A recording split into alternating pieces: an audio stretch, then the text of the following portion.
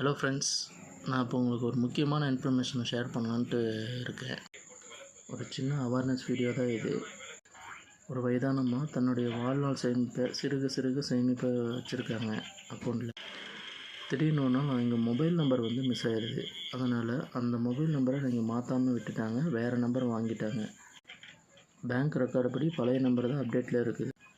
இவங்க ரீசெண்டாக போய் புது நம்பரை சேஞ்ச் பண்ணவும் கிடையாது, எதுவும் அப்டேட் பண்ணவும் கிடையாது, பேங்க்கில் எந்த இன்ஃபர்மேஷனும் கொடுக்க கிடையாது. ஆஸ் பர் ட்ராயோட ரூல்ஸ் என்னென்னா, ஒரு மொபைல் நம்பர் 6 மாதத்துக்கு மேலே யூஸ் பண்ணாமல் இருந்தால் அதை வேறு ஒரு நம்பருக்கு கொடுக்கறதுக்கான முழு பர்மிஷனும் இருக்குது. ஸோ அந்த மாதிரி இந்தம்மா வச்சுருக்கிற மொபைல் நம்பர் வேறு ஒரு ஆளுக்கு போயிடுது. அவரும் அந்த மொபைல் நம்பரை வச்சு அவருக்கான ட்ரான்சாக்ஷன் பண்ணலான்ட்டு எல்லாமே மொபைலில் பேக்டேட் பண்ணி அந்த நம்பரை இது பண்ணியிருக்காரு. எதர்ச்சியாக அவர் ஓடிபி கொடுத்து பார்த்துருக்காரு. சப்போஸ் அவருக்கு இண்டிவிஜுவலாக ஒரு ஓடிபி வந்திருக்குது பேங்க் அக்கௌண்ட்லேருந்து. அதை வச்சு அவர்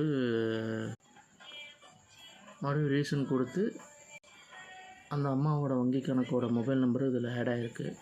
ஸோ அதனால் இந்த மொபைல் நம்பர் இவர் கொடுத்ததுனால அவங்க ஓடிபி கொடுத்தா இவங்களுக்கு ஸோ அப்படியே அவர் வங்கியில் இருந்த பணத்தை எல்லாமே இவர் எடுத்துக்கிறாரு. ஓடிபி கொடுத்து ஃபுல் அமௌண்ட்டு இவர் எடுத்துக்கிறாரு, யூஸ் பண்ணிக்கிறாரு. ஏன்னா அந்த அம்மா புது நம்பர் வாங்கிட்டு போயிட்டாங்க. அந்த அக்கௌண்ட்டு ரொம்ப நாளாக யூஸ் பண்ணாமல் விட்டுட்டாங்க. அந்த அக்கௌண்ட்லேயும் பணம் கொஞ்சம் சிறுக சேமித்த பணம் நிறைய பணம் இருந்திருக்குது. இவருக்கு அந்த பழைய நம்பர் இவர் வாங்கினதுனால எல்லா ஓடிபி எல்லாமே இவருக்கு வர்றதுனால அவர் அக்கௌண்ட்டில் இருக்கிற எல்லா அமௌண்ட்டும் இவர் எடுத்து செலவு பண்ணிடுறாரு.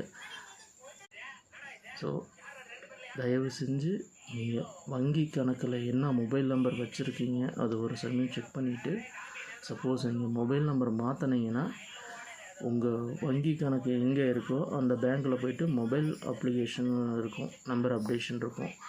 அதில் நீங்கள் மொபைல் அப்டேஷன் கொடுத்துட்டு மொபைல் நம்பர் அப்டேஷன் கொடுத்துட்டிங்கன்னா ஃபர்தராக நீங்கள் எல்லாமே எந்த ஒரு இஷ்யூ இல்லாமல் நீங்கள் யூஸ் பண்ணிக்கலாம்.